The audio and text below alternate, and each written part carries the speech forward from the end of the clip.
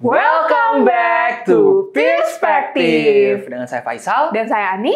Nah nih, kali ini kita akan bahas tentang apa? Nah, di episode kali ini kita akan membahas pertumbuhan ekonomi Indonesia di triwulan 2 2024. Oke deh, jadi saksikan terus ya perspektif kali ini.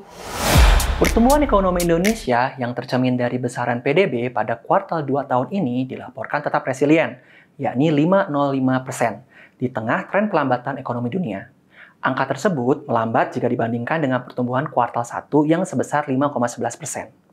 Faktor penyebabnya adalah bergesernya bulan Ramadan ke kuartal pertama serta normalisasi belanja pemerintah pasca pemilu. Sementara itu, pendorong utama pertumbuhan ekonomi kuartal 2 tahun ini adalah konsumsi rumah tangga dan pembentukan modal tetap bruto atau investasi. Konsumsi rumah tangga ditopang oleh belanja terkait dengan mobilitas dan rekreasi, sedangkan investasi ditopang oleh berkurangnya aksi wait and see sektor swasta pasca pemilu. Untuk paruh pertama tahun ini, pertumbuhan ekonomi secara kumulatif mencapai 5,08%, atau sedikit menurun dari pertumbuhan 5,11% pada semester 1 tahun lalu. Secara lebih rinci, konsumsi rumah tangga mengalami peningkatan moderat, naik dari 4,91% pada kuartal pertama menjadi 4,93% pada kuartal kedua tahun ini. Pertumbuhan didorong oleh peningkatan pengeluaran yang terkait dengan perayaan Idul Fitri, Idul Adha, dan juga libur sekolah. Konsumsi terkait transportasi tumbuh sebesar 6,84% atau naik dari sebelumnya 6,41%. Sementara itu, pertumbuhan konsumsi terkait restoran dan hotel meningkat dari 6,43% menjadi 6,8%. Belanja pemerintah pada kuartal 2 kembali normal pasca pemilu yang diselenggarakan bulan Februari lalu.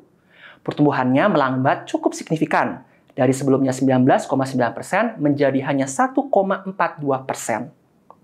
Pertumbuhan investasi meningkat pada kuartal 2, yakni naik dari 3,79% menjadi 4,43%. Pertumbuhan investasi bangunan dan struktur tetap solid, yakni sebesar 5,31% meski sedikit menurun dari 5,46% pada kuartal sebelumnya.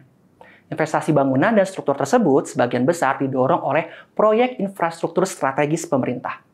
Sementara itu, investasi mesin dan peralatan mengalami percepatan pertumbuhan, yakni melonjak dari 2,93% menjadi 6,08%. Pertumbuhan investasi peralatan lainnya juga meningkat signifikan dari 4,99% menjadi 10,7%. Pemulihan investasi non-bangunan dan struktur tersebut ditopang terutama oleh investasi sektor swasta, sejalan dengan perbaikan sentimen bisnis pasca pemilu.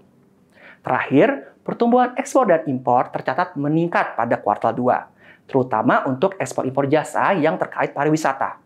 Hal tersebut didorong oleh peningkatan kunjungan wisman dan naiknya outbound selama musim liburan dan ibadah haji. Pertumbuhan ekspor meningkat dari 1,37% menjadi 8,28%. Sementara pertumbuhan impor melonjak dari 1,94% menjadi 8,57%. Sementara itu, peningkatan pertumbuhan baik ekspor maupun impor barang lebih dipengaruhi oleh low base effect dari kuartal 2 tahun lalu.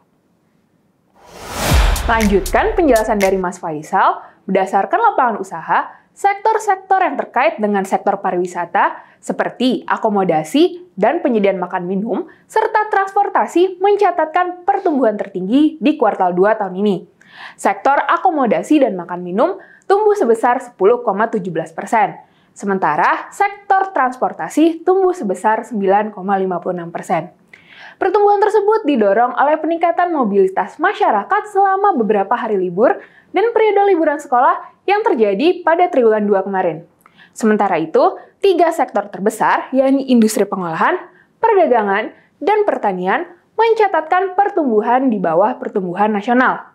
Masing-masing tercatat tumbuh sebesar 3,95%, 4,86%, dan 3,25%.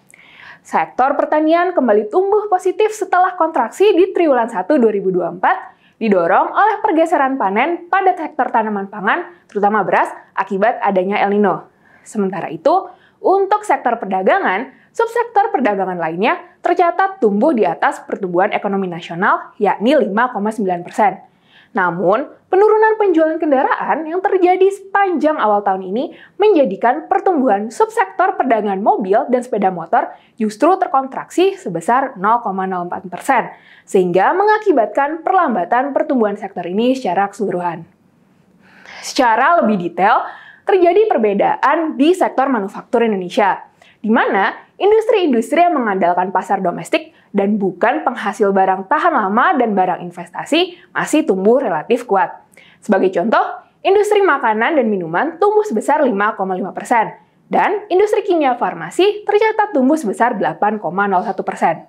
Selain itu, sektor logam dasar yang menjadi ujung tombak program hilirisasi juga tercatat tumbuh tinggi secara berkelanjutan dan mencapai pertumbuhan 18,07% di triwulan 2 ini, dan terakselerasi dari triwulan sebelumnya. Sementara itu, sektor yang mengandalkan pasar ekspor cenderung melambat, bahkan mengalami kontraksi, seperti tekstil dan alas kaki, serta furniture. Lebih lanjut lagi, industri penghasil barang tahan lama dan barang investasi masih mengalami kontraksi, seperti subsektor industri mesin dan peralatan, serta industri otomotif. Kedua industri tersebut tercatat tumbuh negatif masing-masing sebesar minus 1,8% dan minus 1,58%. Berdasarkan kondisi tersebut, kami menilai sektor-sektor yang berorientasi pada pasar domestik akan tumbuh lebih kuat dibandingkan sektor-sektor yang terkait dengan pasar ekspor, seiring dengan masih adanya ketidakpastian dan perlambatan ekonomi global. Selain itu, meski terdapat potensi penurunan suku bunga kebijakan di paruh kedua tahun ini, kami memperkirakan bahwa dampak dari pelonggaran kebijakan moneter tersebut baru akan tertransmisi ke sektor yang terkait dengan investasi dan produsen barang tahan lama sepenuhnya pada tahun 2025. Nah, Mas Faisal, melihat data-data tadi nih, kira-kira gimana sih kondisi ekonomi Indonesia di semester 2 nanti? Nih, kita masih melihat ekonomi Indonesia mampu tumbuh di kisaran 5% di semester 2 ini, ditopang oleh tingkat inflasi yang terjaga dan terbukanya ruang pemotongan suku bunga. Nah, baiklah. Demikian perspektif kali ini.